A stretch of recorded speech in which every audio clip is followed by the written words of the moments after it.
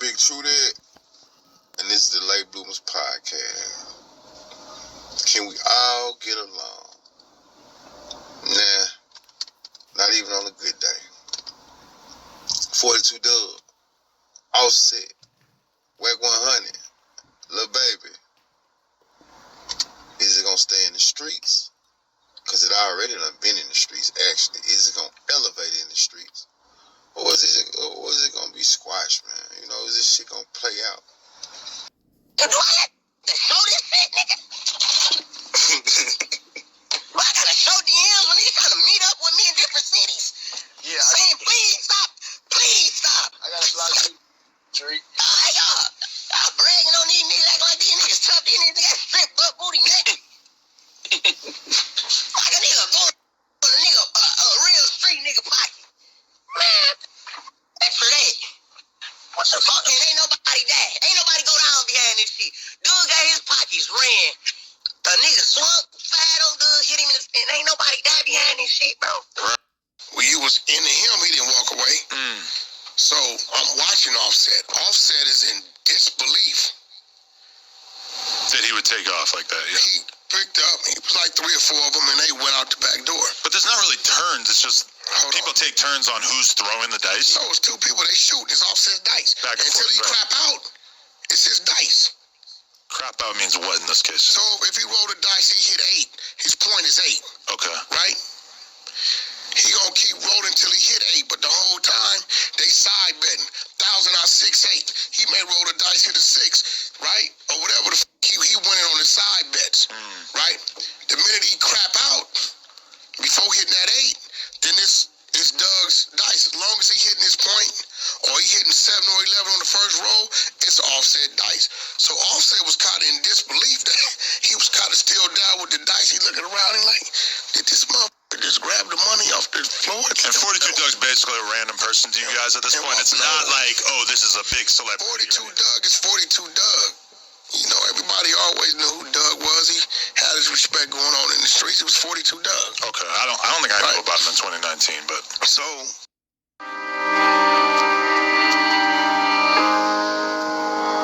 This is the conversation between Wack 100 and Offset. Text messages. You see what's going on.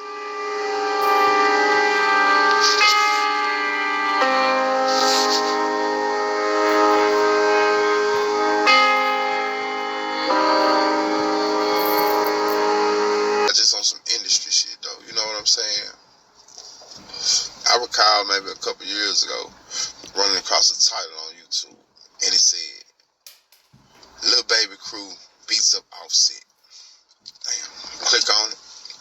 You see Offset running, allegedly, for entertainment purposes also. You see Offset running, then you see some Offset, some niggas grab Offset and there's some tussling going on. You know what I'm saying? You can see shirt ruffled, then you can hear Lil Baby and see Lil Baby saying, what y'all doing? What y'all doing? What y'all doing? Man, what y'all doing? Okay then. After that incident, you see, you didn't see really too much between the Migos and Offset. I mean, the Migos and Lil Baby. You didn't see too many interactions. I even will go as far as say is, I could tell there was problems. I saw interviews where the Migos downplayed it, incidents with it. They downplayed conversations speaking of their label mate. And then you would see titles. Are the Migos jealous? You know, shit like that. Then you got Wack 100. For whatever reason, he comes out and says, 42 Dugg. He want to know why 42 Dugg lying or something.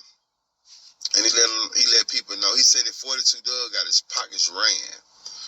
Pockets ran means somebody went in his pockets. Got his pockets ran after they was gambling. He still ain't learned from the gambling. You know what I'm saying? Gambling is if your ass ain't at the casino, I suggest we should stop gambling with each other. We don't know how to act. The entourage don't know how to act. Okay. So he said he got his pockets ran. Dub come out and say, man, why nigga gotta say it happened to me? We about the Migos or Offset doing no gangster shit, and you know what I'm saying. I was there by myself. You ain't never up there by myself. 100,000 on all my jewelry. You ain't never heard nobody doing nothing to Doug and not nothing happening behind it. So after that, Wack 100 come back out and say, he talked to Offset, and Offset want to know why he lying. You know what I'm saying? He's showing this to Album 22 on No Jumper. He want to know why he lying. So, but you also hear Wack recant, and he say, no, he didn't get his pockets ran, he didn't get robbed, but he got his pockets tapped. And when he turned around, Offset decked him in the face. He counted to 1 Mississippi, 2 Mississippi, 3 Mississippi, 4. Hit him with a 5 count. Seen 42 dude that want to do a bitch ass thing and put his arm around 42. Told Offset to go to the back out of respect of P. Called P his brother. Out of respect of P, he diffused the situation because the studio was opened up because of him for entertainment purposes. All right.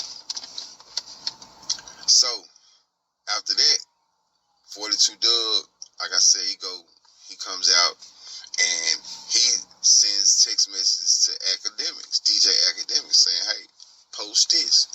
And it's basically a conversation between him and Wack, and Wack basically saying in the conversation that you didn't get robbed, I wasn't going to allow you to get robbed, but he never said nothing about whether he got hit or not. You know what I'm saying? And 42 Doug never dismissed him being hit.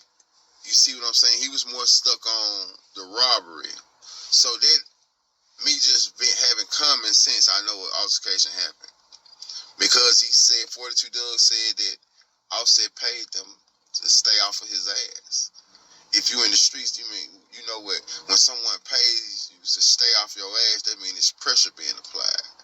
So he said that Offset paid them.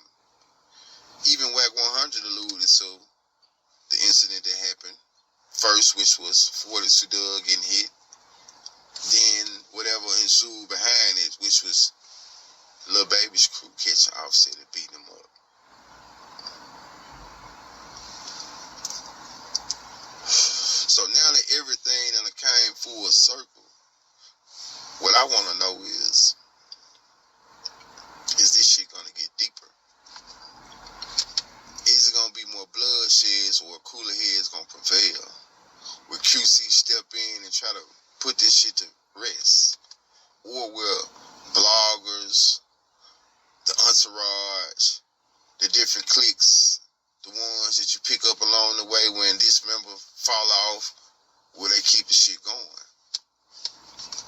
Because what I see, man, is a lot of black men with a lot of opportunities in life that getting caught up in the bullshit.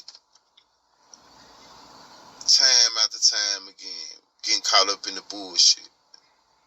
And the only way we switch and change the cycle is to stop, pause for the cause, think. It's hard to think, though, when we blinded by the riches of life, the riches of our success. We need more leaders in the community. Ooh, it's hard. They killing them. They putting all of the people that have some type of positive effect on the community. They put labels on them. Some way, some shape or form, fashion, they break their character down. So it's hard to decipher, like, a real man. So really the youth don't have anyone to look up to other than sports figures, which they're just human beings too, and they have lives and shit come out about them. It's just rough. It's rough growing up. It's rough growing up in the inner city. That's why if you a father and you have your kids, man, try to be in their life. Try to be in their life. Because time and time again, we letting the streets raise our kids, and the streets is undefeated.